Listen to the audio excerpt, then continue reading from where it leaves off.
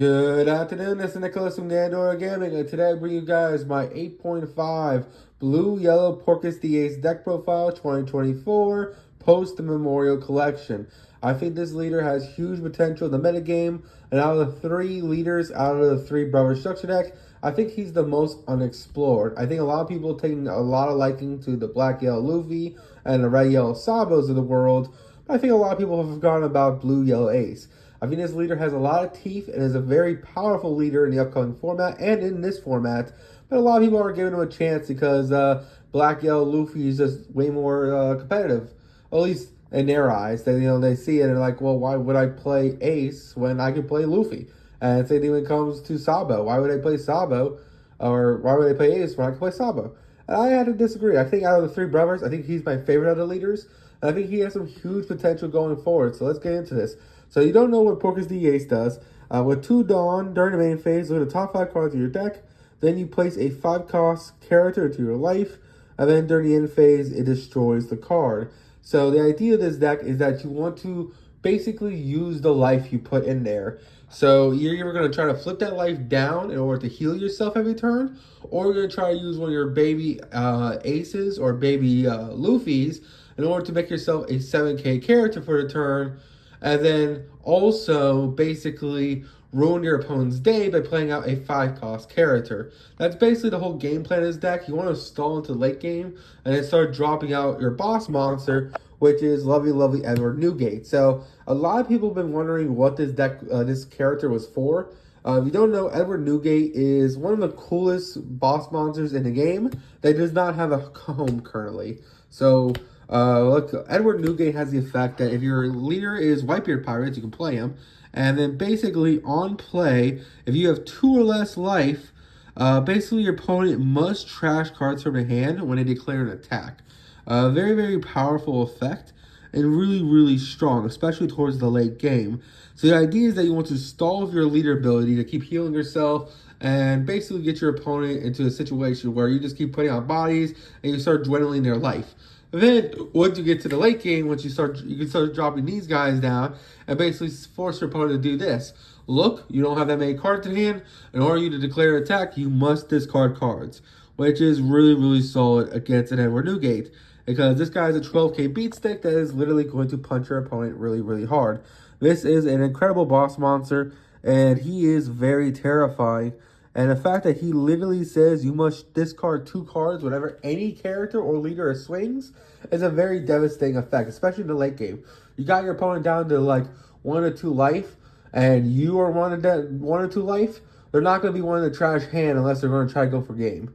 And your deck has so many 2Ks and so much counter that you usually can live, which feels pretty awesome. So I'm playing 4 copies of him. This Edward Newgate needs a home because Marco does not play him.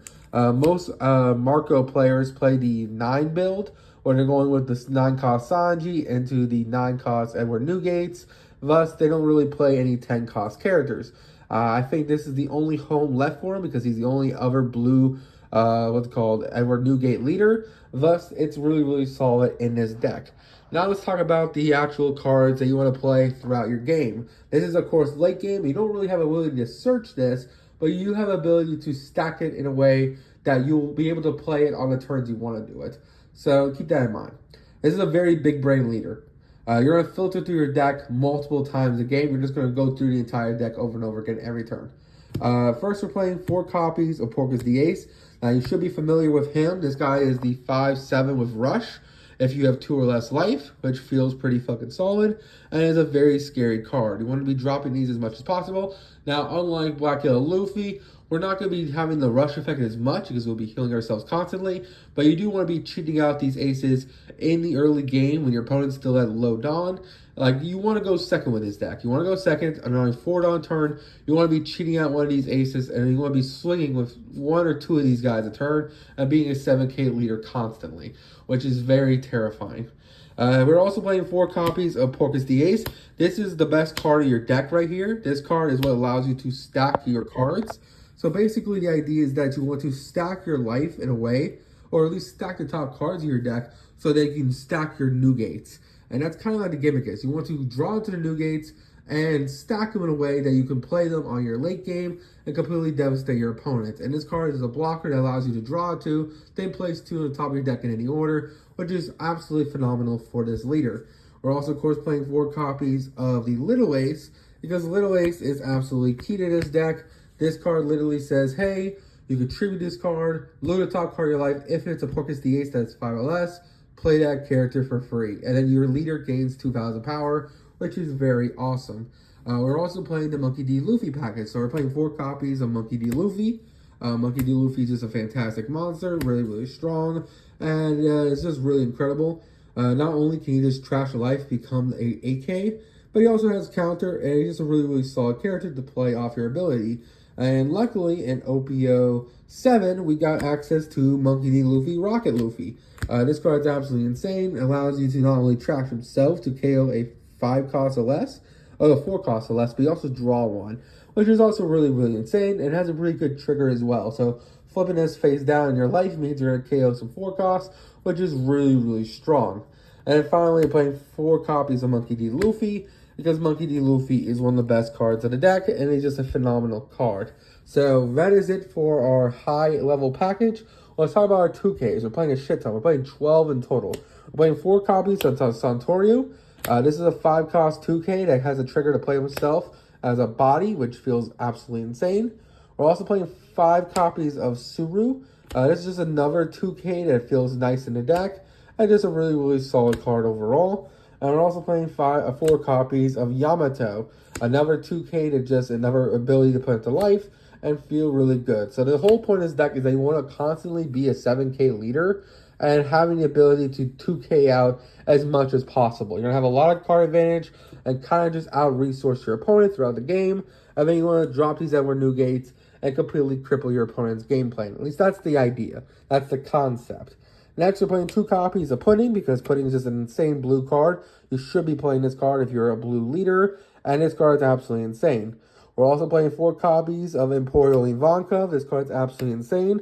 So if you don't know, this card has the ability that on play, trash 1 card from the top or bottom of your life, then reveal 1 card on your top of your from 5 costs in your hand, add it to the top of your life.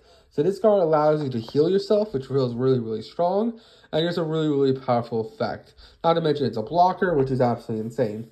Finally, we're playing 4 copies of Yola, who does the same thing. It's another blocker that has the ability to basically flip your life face down on play, allowing you to heal yourself with your ability. So that is it for the deck list. I'm really happy with the results. I do want to fit cards like Gravity Blade and other blue staple cards like Red Rock, but I feel like this is just a pretty good amalgamation. We're playing a shit ton of 5Ks in order to always hit leader ability, and you want to just constantly either be healing yourself or be a 7K swing in order to just put your pressure on your opponents, and you want to generate all these 5-cost characters in order to just win the game through tempo. Blue Dolphy's cheating out 4 costs, you're cheating out 5 costs. And the idea is that you're just a larger leader with larger bodies, and that's kind of the whole game plan of this deck. And ultimately, you want to be sitting on these Edward Newgates. These are like your Dolphamingos of this deck. They're kind of going to floodgate your opponent out of it, which feels pretty good. So anyway, I hope you all enjoy. Don't do anything stupid. See you on the next one, and bye-bye.